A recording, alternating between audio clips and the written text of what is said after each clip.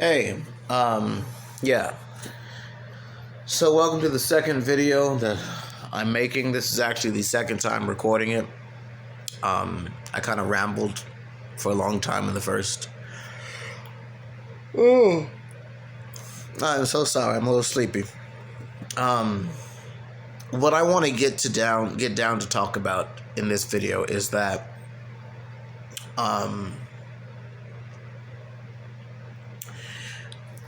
these years, like I said, have not gone the way I thought they were gonna go at all. And I guess that's just part of life. Life doesn't go the way you think it's gonna go usually,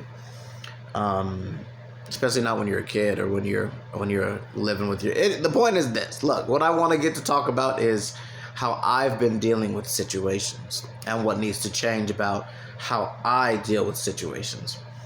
So my worldview and my what I choose to focus on and what I choose to think about has caused me stress. And I thought it was my job at first. I thought it was this, I thought it was that. But I recently realized, by the grace of God, that no, it's not my job. It's not the people around me. It's not the people I care about. It's me. It's how I'm choosing to deal with things.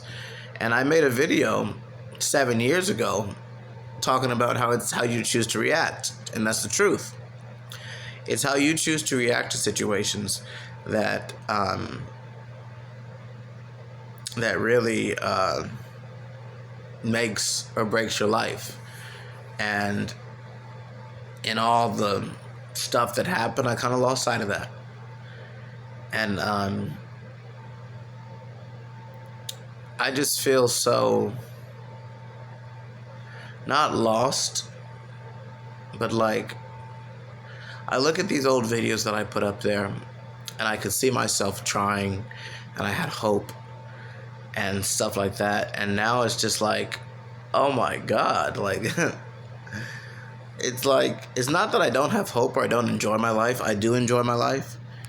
It's just what's inside of here that really needs to change. I was listening to this gentleman named Sadhguru.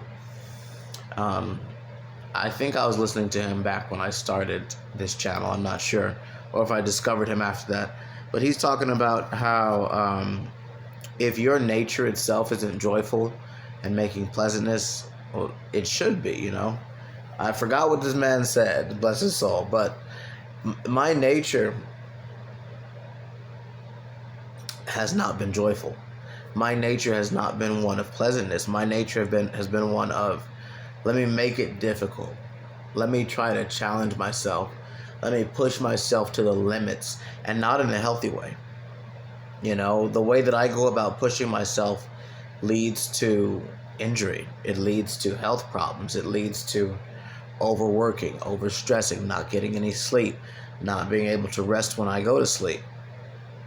And I know that the things that I'm feeling because of what happened when I was a child, because of how my parents raised me. Of course, I know that, but I'm not angry at them. I don't think I'm angry at them. I understand that they did the best they could, and that's not even the point. The point is what I'm doing now, or the behaviors that I have now that need to change. Personally, I'm not a therapist, I'm not a psychologist, but I don't think it's important why I think what I think as much as changing what I think about myself. You can, okay, childhood trauma, my parents did this, which is why I think this way. Whatever. Okay. What I understand and recognize is that the thinking pattern that I have now is one that is negative, is one that needs to change. And I'm not going around thinking, oh, Jason, you suck, or you'll never make it, or no, I'm not thinking that. My whole thing is, Jason, you got to be there. You got to be perfect. You got to be the person who shows up all the time. You have to do it. You have to be there for everyone. You have to handle everything. You have to come with all the plans. You can't ask for help. You have to do it all on your own. And you need to be everything to everyone else and everything to yourself. That's my mentality. That's how I go through life. And that's why I'm tired all the time. That's why even when I am tired, I keep going. And I try to do all these different things when I should really be taking care of myself. Like, Jason, relax. Jason, go make yourself some tea. Jason, take a bath with some, those good soothing bubbles, lavender, something like that. Hey, Jason, you don't want to talk to these people right now? Don't talk to them. You don't want to show up for these people? Don't show up for them. How about you go home like Squidward and sit down, put on your Kenny G, and just smooth, enjoy your life, That's what I should be doing. That's what I need to be doing. And that's not what I've been doing. I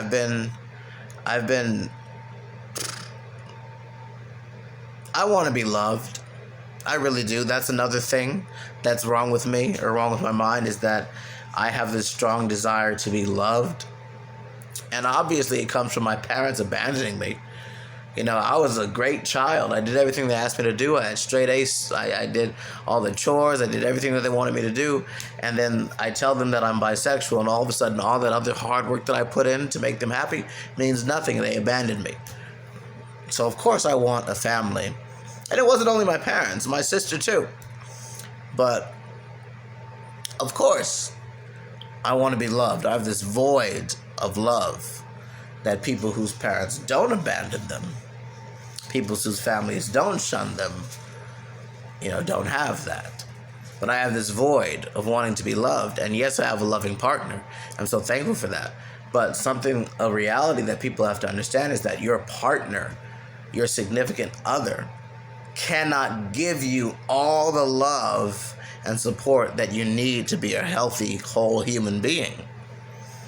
Okay? We have other relationships, needs that need to be met, like parental relationships. Okay? We're supposed to have parents. We're supposed to have older people who love you and guide you. That's something that you need to have in life. You're supposed to have siblings. You're supposed to have friends. You're supposed to have extended family. You're supposed to have people in your life, not just one person, but a cast of people who love and support you. That's healthy. That's natural. We're very social creatures, and we're meant to live in groups. We're meant to have groups that love and support us. So, that's another thing. I push myself to the limits, trying to be everything and everywhere all at once, and I have this void in myself that needs love. And these are the things that I feel. And then of course I'm concerned about myself. I'm worried about myself. Not so much that I'm not ready to suffer or not willing to face challenges, but I'm like, I want to be around long enough to do all the things I want to do in life and have all the experiences. So I am worried about my health as well, which is causing more health problems. So that's what's wrong with me. Let's talk about how we could try to fix it in the next video.